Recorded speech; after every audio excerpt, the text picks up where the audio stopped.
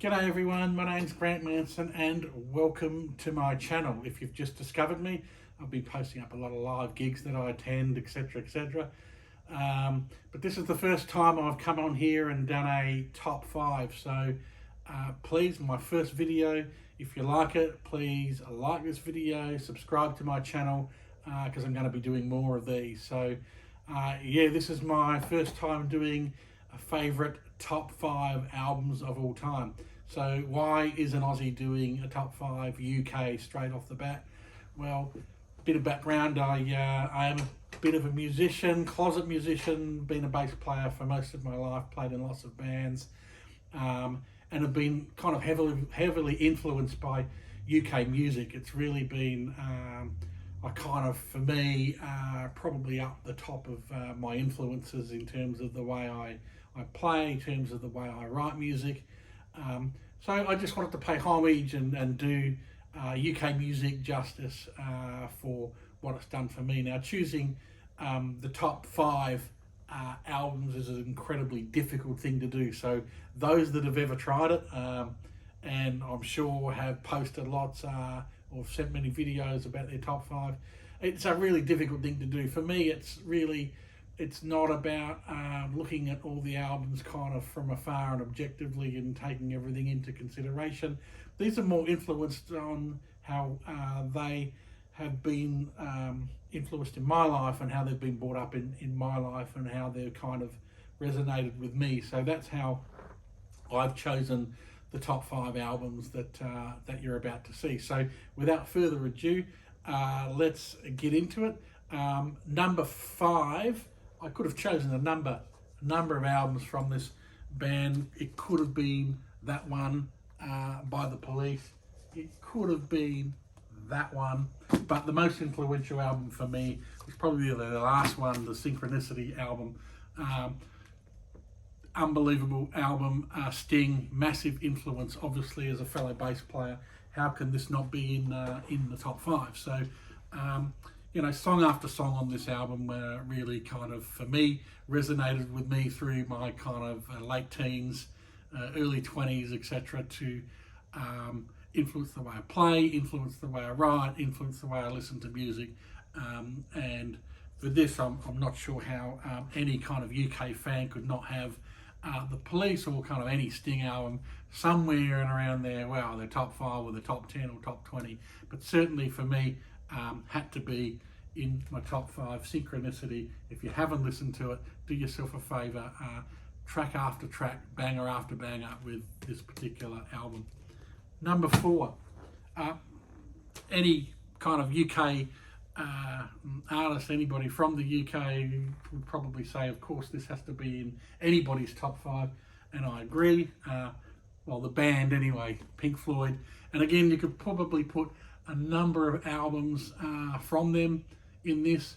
Is it pre-Roger Waters or without Roger Waters, with the beginning of Dave Gilmour? For me, really the stuff that Dave Gilmour started doing on his own kind of had that different influence, different feel. And this particular album that came out, A Momentary Lapse of Reason, mainly remember this for the tour, an amazing tour. They came out and just absolutely, you know, from that particular tour, they came out to Melbourne, did an amazing gig, and something that I don't think any of us had ever seen before in terms of a stage show. But regardless of the stage show, which really kind of resonated with me, this particular album, song after song, Signs of Life, Learning to Fly, The Dogs of War, track after track after track, there isn't a bad song on this album. And for me, that's why it gets into my number 4 spot. Pink Floyd, Momentary Lapse of Reason. How could Pink Floyd not be in your top 5? Comment below, let me know. Happy to have and listen to your opinions on that. Number 3 now. Why wouldn't this album be in everybody's top 5?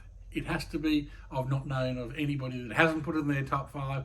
In fact, it probably should have been number 1.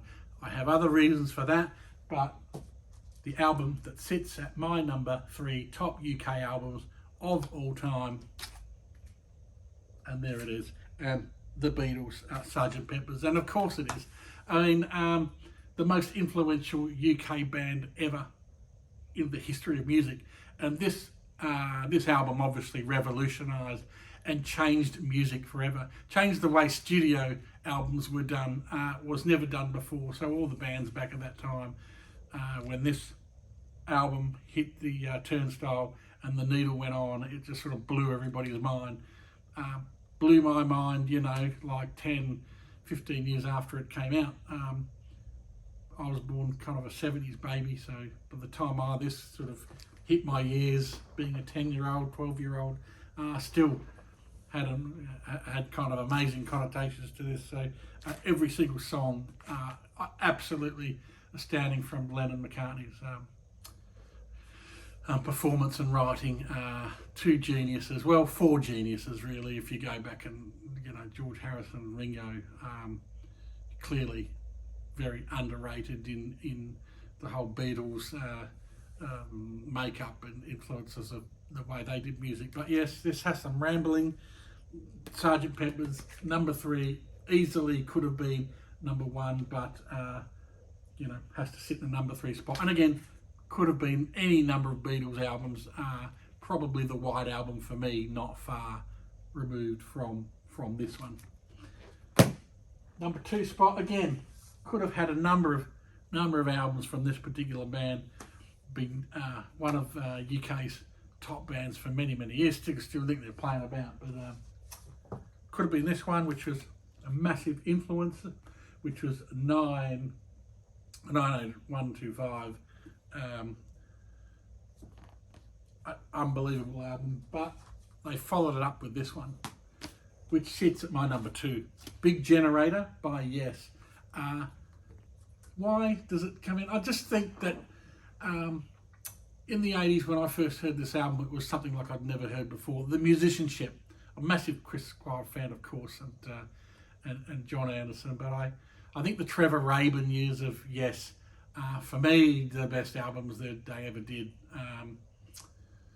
But this album was a mind blower, because again, song after song, the musicianship, the way they structure music, the way they structure their songs, the various forms it takes you, unbelievable album. So it has to sit at my number 2, and the reason it had to sit at my number 2 was mainly, you know, just purely going back on my memories of what music does for you and how it made me feel at that particular time, and it still does. I still put this on, you know, from time to time on the turntable, just crank it and just in awe of the album that it was. So Big Generator sitting at number 2 by the band Yes. If you haven't heard it, please do yourself a favour and do so.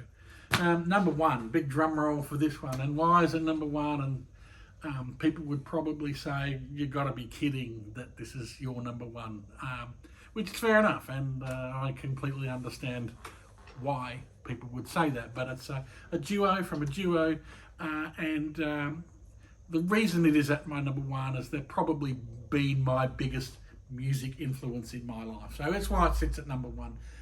And again, I could have had their entire catalogue in there. In fact, this band has just released an album some 6 to 8 months ago, which is still putting out amazing music. But yeah, I just had such an influence in the way I play and the way I write music and the way I think about music. And I think these particular guys really, you know, very underrated in the way they write music, put out music, the way they think about music. And again, could have had a number of one. I've got 3 albums here, but there can only be one number 1 of this band. Obviously, this particular one, Tears for Fears, The Hurting, the very first album that they did as the duo. Incredible album to come off with, followed by Tears for Fears, Song from the Big Chairs. Now, I mean, how could you possibly say that this is not one of the greatest albums of all time?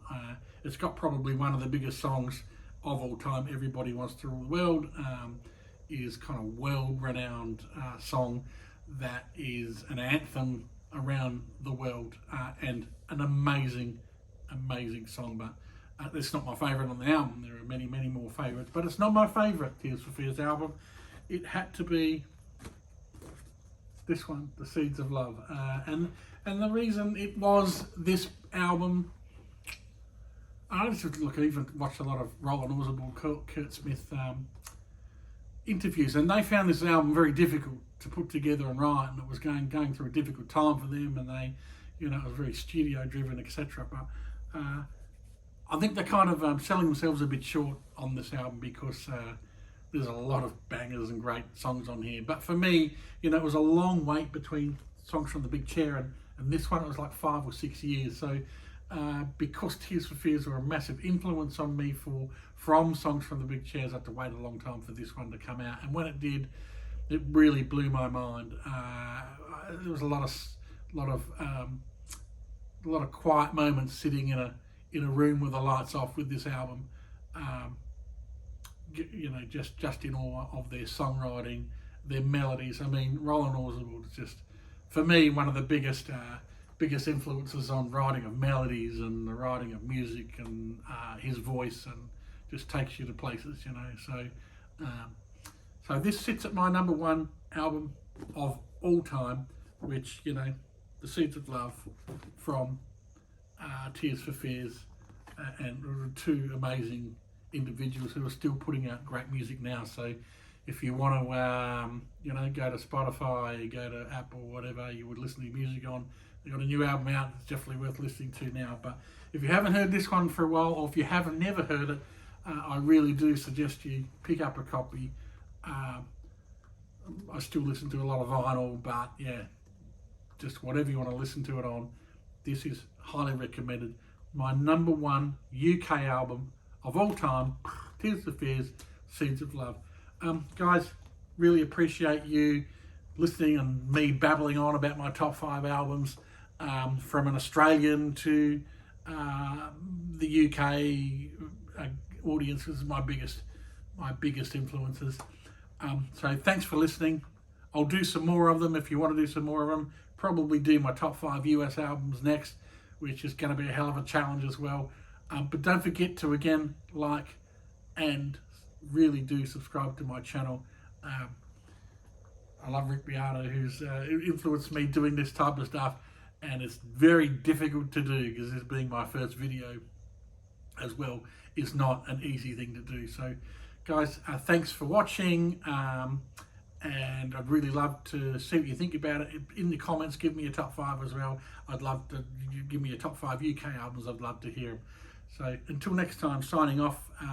Grant, love you all. Bye.